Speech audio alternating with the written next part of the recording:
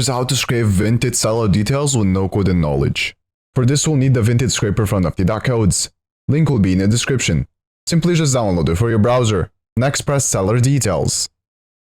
As you can see, we extracted this seller details.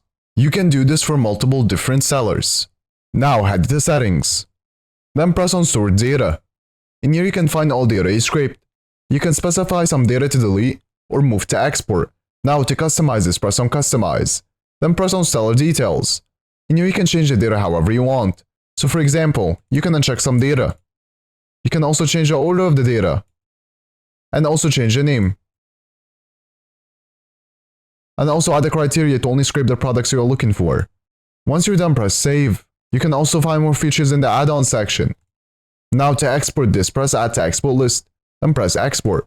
You can export it in many different ways. I will export as HTML. After exporting, here's the data we extracted.